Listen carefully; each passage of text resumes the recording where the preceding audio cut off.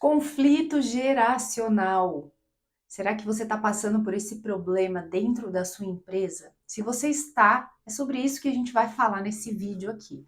Então já fica aqui para a gente trocar umas ideias importantes. Eu quero te trazer clareza sobre alguns assuntos relacionados a isso. Então vamos lá. Eu trouxe aqui uma colinha para explicar um pouco para você sobre gerações. Se a gente vai falar de conflito geracional, é importante, em primeiro lugar, que você entenda um pouco sobre gerações. Então, o que acontece? A gente tem os baby boomers, eles são nascidos entre 1946 e 1964, mais ou menos, tá? Então, mais ou menos dentro desse período aqui. Provavelmente, ou talvez, seja o seu pai, a sua mãe, né? Dependendo da idade que você tem. E aí, o que essas pessoas valorizam? Elas valorizam o trabalho duro, a hierarquia. Então, pode parar para prestar atenção que em empresas mais antigas, você tem isso muito enraizado. E aí, o que acontece? Essas pessoas, elas gostam de contato no um a um, gostam de fazer reunião presencial, gostam de chegar e conversar com a pessoa, tá? E elas também gostam daquele reconhecimento por tempo de casa, sabe? Eu me lembro do meu avô, que trabalhou durante muito tempo na Antártica, que hoje é Ambev. E meu avô recebeu um relógio de ouro pelo tempo de prestação de serviço lá na empresa. Tinha, sabe, tinha condecoração, enfim. As pessoas daquela época, valorizam isso, tá? Aí a gente tem a outra geração, que é a geração X. A geração X está em 1965 até 1980. Então, essa geração é uma geração que valoriza o equilíbrio no trabalho, entre trabalho e vida pessoal. Eu sou da geração X. Eu não sei de que geração você é, mas na geração X a gente é mais pragmático, a gente se preocupa com coisas que tenham um pouco mais de agilidade, entende que tá tudo bem a gente se comunicar por e-mail, e claro, a gente gosta desse contato do um a um também, mas não é aquela coisa tão forte como as pessoas que são baby boomers, tá? A gente gosta de flexibilidade, a gente gosta de crescimento profissional, gosta dessa questão de entender sobre como é que pode se tornar mais produtivo, mais eficiente. Depois, a gente vem para a geração dos millennials, que é de 1981 a 1996. Essas pessoas, elas já gostam mais dessa história de propósito, de dar feedback, constantemente. Elas gostam muito de agilidade, de tudo muito rápido, tudo muito ágil. Elas gostam de conversar, por exemplo, por Slack, WhatsApp. Elas querem aquelas coisas rápidas, sem muita formalidade, tá? E o que atrai essas pessoas? Cultura de inovação, a questão de você trabalhar o desenvolvimento pessoal dessa pessoa, entender que o seu trabalho é um trabalho que gera impacto social, por exemplo, tá? E aí a gente tem a geração Z, que é de 1997 em diante. Essa geração é uma geração que já nasceu com a internet. Ela já nasceu buscando essa questão de ser única, exclusiva, autêntica, né? E essas pessoas elas têm uma comunicação rápida. Eu não sei se você tem alguém perto ou se você é, mas por exemplo, o meu sobrinho, eu pergunto alguma coisa para ele, o sim dele é S, o não N. Aí eu falo, meu Deus do céu, é uma palavra tão curtinha, custa escrever sim, custa escrever não. Aí ele olha para mim e fala, tia, mas você entendeu, né? Aí eu tava no prédio outro dia e subi com uma garota que tem 14 anos, acho, 15 anos, um negócio assim. E eu tava falando pra ela, e aí, como é que tá a escola? E ela falou, ah, tá tudo bem. Eu falei, você também é do tipo que abrevia tudo? Aí chegou o pai dela. Falou assim, ela é assim, ele trouxe um pra mim que eu não conhecia, que é SLA. Eu, o que é SLA? Sei lá. Então, percebe que as pessoas elas não querem mais escrever muito. Essa geração é uma geração que não quer escrever muito, né? Então, entender esses tipos de gerações e os perfis comportamentais de cada uma delas é importante para que você consiga saber lidar com elas. Porque para cada uma você vai ter que ter um tipo de motivação. Só que não fica só aí.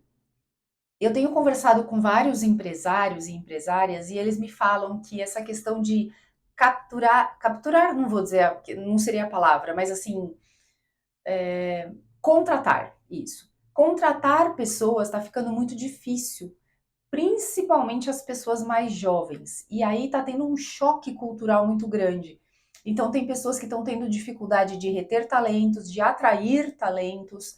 Tem pessoas que têm um turnover muito alto, ou seja, demissões com grande frequência. E aí elas acham que tudo isso é porque a juventude não se compromete com nada. Só que tem alguns pontos aqui que eu preciso trazer para você ter conhecimento também. Eu não vou entrar nessa questão de estar ou não estar se comprometendo e se isso é uma coisa corriqueira ou não. Eu deixo você formar a sua opinião sobre isso.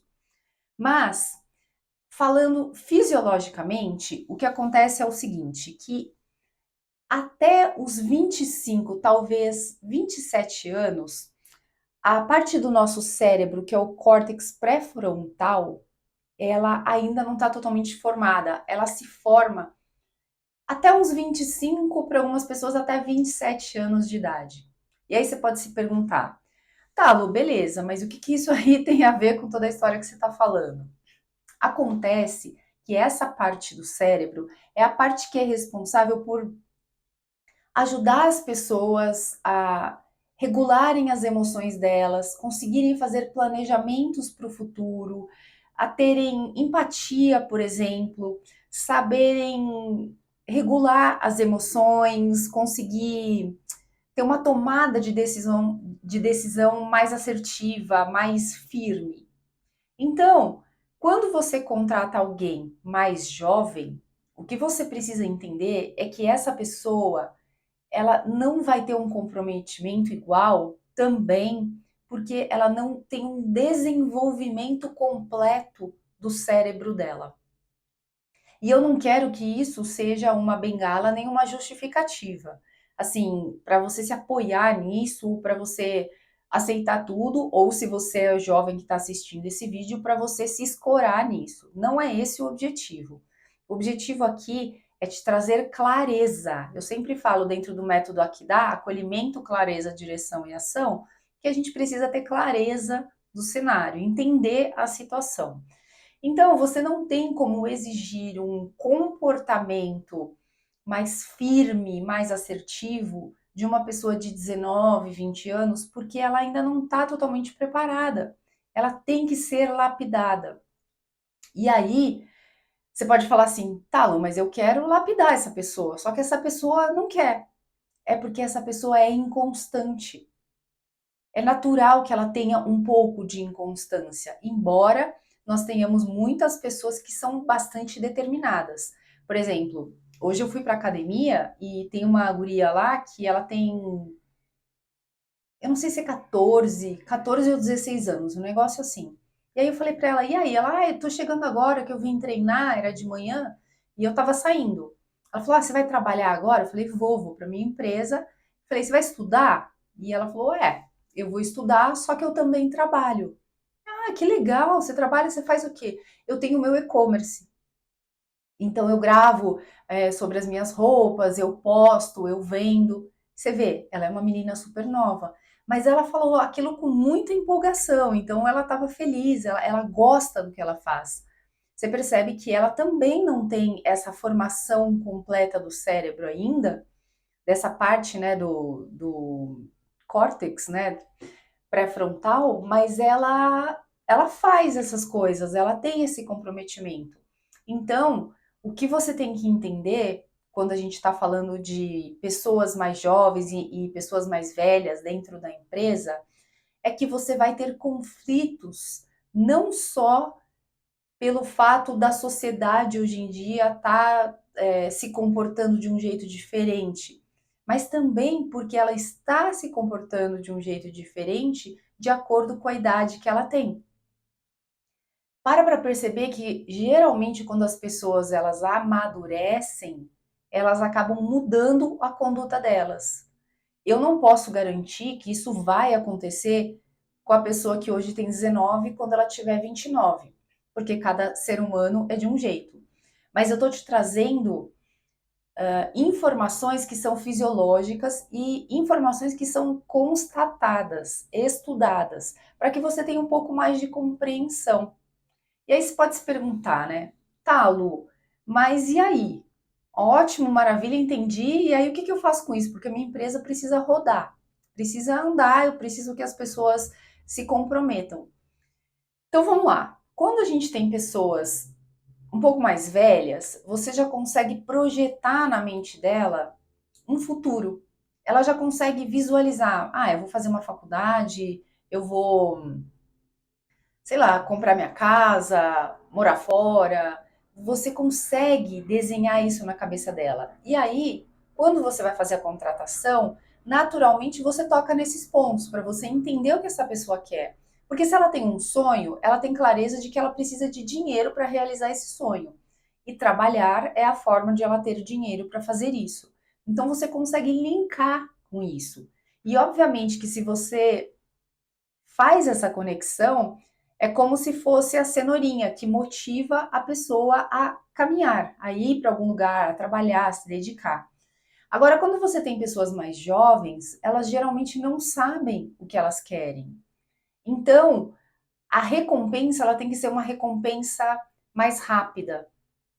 Até porque é o seguinte, nesse mundo que a gente está vivendo agora, com a velocidade da internet, as pessoas elas são inundadas por dopamina o tempo todo. Dopamina, ela traz a sensação de felicidade, de conquista, de você ter ganho alguma coisa, entende? Então, percebe assim, quando as pessoas pegam, por exemplo, o celular, por que elas ficam rodando ali? Porque elas querem ter pequenas vitórias rápidas, pequenas informações rápidas. E é por isso que cada vez mais você tem pessoas grudadas no celular, especialmente as pessoas mais novas. Aí você pode falar, não, Lu, mas eu tenho gente de tudo quanto é idade grudada no celular. Eu sei, porque o celular, as redes sociais, elas têm o efeito de produzir essa dopamina e todo mundo quer ter essa inundação de felicidade, tá? Agora, o fato é que as pessoas mais jovens, elas vivem grudadas no celular. As pessoas mais velhas, você já consegue ter um distanciamento um pouco maior, porque elas têm percepções e têm responsabilidades na mente delas diferente, tá? Então esses são os pontos importantes. As pessoas mais novas, elas também são pessoas mais impulsivas. E justamente porque elas não têm essa questão de ter formado tudo no cérebro e conseguir entender, não, olha, vamos passo a passo, devagar, com tranquilidade. Por que você acha, por exemplo, que as pessoas pegam jovens para ir para o exército? Porque as pessoas elas são mais imaturas, elas são mais impulsivas. Então você consegue modelar melhor a conduta dessas pessoas, porque é como se fosse uma página em branco. Quando as pessoas já são mais velhas, elas ponderam mais as coisas. Então, você dar comandos para elas, é diferente de você dar comando para as pessoas mais novas, tá? Então essas separações são importantes. E aí você pode se perguntar, né? Tá, Lu, e o que eu posso fazer sobre isso? Obviamente que eu falo sempre sobre comunicação.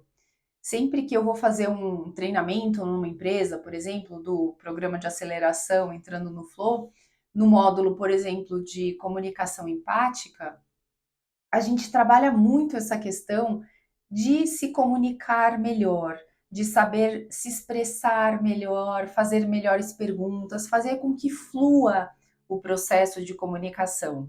Ainda que você tenha processos muito bons na sua empresa, se a comunicação dentro desses processos não fluir bem, esse processo vai ser sem função ou vai ter pouco resultado, tá? Então, toda vez que você for trabalhar o ajuste de comunicação, você pode usar o método SBI. que ele basicamente significa 3 letrinhas, 3 palavras, que é situação, comportamento, que é behavior, e impacto. Então, você trazer à tona a situação, explicar para as pessoas o comportamento tido e o impacto que isso gerou. E, se tiver um comportamento diferente, qual é o impacto que será gerado. Isso faz com que as pessoas comecem a ter clareza. E lembra, tudo que a gente quer é que as pessoas tenham clareza no processo para que elas possam ter um direcionamento correto e agirem da forma correta, tá? E aí, também você pode pensar assim, tá, Lu, entendi tudo isso, mas o que mais que eu posso fazer? Você pode trabalhar também a questão da comunicação não violenta e trabalhar a comunicação empática. E mais do que tudo, ensinar as pessoas a trabalharem a escuta ativa. Porque eu digo assim, se não tiver uma escuta ativa, se não prestar atenção nas respostas, como que você consegue dar o próximo passo? Então, o processo de você conversar, escutar, empatizar e voltar dando respostas é essencial, tá?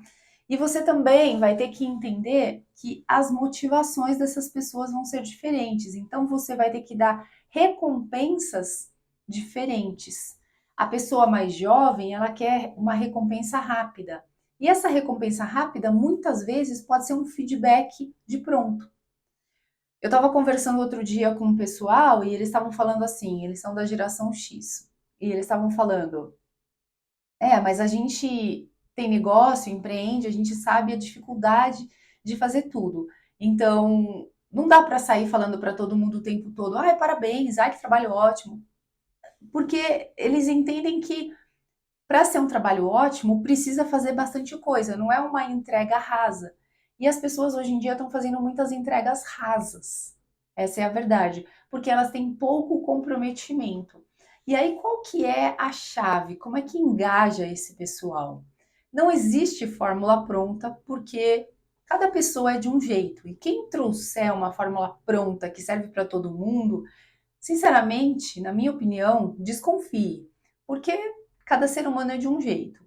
Mas eu penso que assim, você conseguindo fazer com que as pessoas se entendam, entendam como cada uma funciona, estilos de comunicação de cada uma, isso vai fazer com que fique mais fácil esse relacionamento. É claro que você vai ter que investir em treinamento. É claro que você vai ter que investir em tempo dedicado para desenvolvimento dessas pessoas. Tanto as pessoas mais novas que estão chegando, quanto as pessoas mais velhas para se conectarem com as mais novas. Porque é uma via de duas mãos. Não é só para os mais velhos se adaptarem aos mais novos e, ok, esquece tudo que eles sabem. Não, porque eles têm uma bagagem muito grande.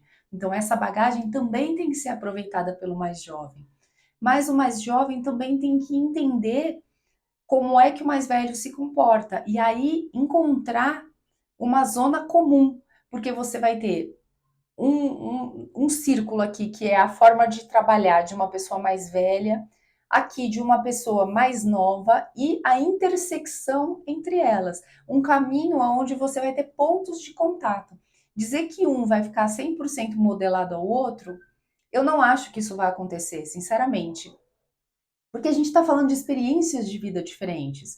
Certamente, se você olhar para o seu pai ou para sua mãe, você vai pensar, puxa, eu penso diferente deles. Eles pode ter muita coisa que eu concorde, mas tem muita coisa que eu penso diferente. Agora, se você encontrar esses pontos de contato dessas pessoas dentro da sua empresa, você vai ver que você vai conseguir diminuir seu turnover e aumentar a produtividade. Porque no final das contas, a gente percebe que seres humanos querem ser ouvidos. Por mais que você tenha uma geração mais introspectiva, mais conectada, ainda assim eles são conectados pelo celular. Ainda assim eles são conectados pelo WhatsApp. Então, às vezes é achar o caminho da conexão e aí fazer a comunicação fluir, tá? Então, da próxima vez que você parar para pensar sobre isso, parar para pensar sobre a dificuldade de relacionamento entre gerações, Pensem nessas variáveis, porque eu sei que não é fácil, eu sei que é um conflito grande. Inclusive, a gente tem conflitos, por exemplo, de conduta de pais. Hoje em dia, os pais na faixa dos 40 anos, 45, eles são super protetores. Eles querem que tudo de melhor do mundo aconteça com os filhos.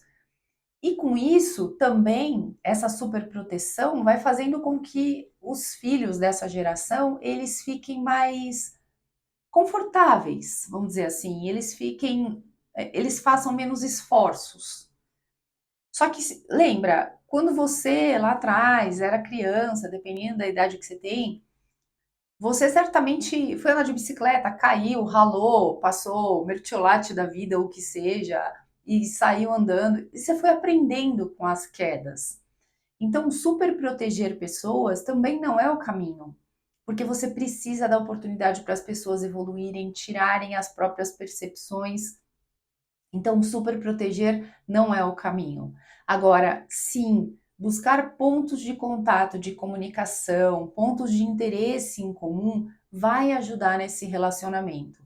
E, obviamente, você treinar essas pessoas para que elas prestem atenção nos seres humanos, tanto as pessoas mais jovens para as pessoas mais velhas, quanto vice-versa.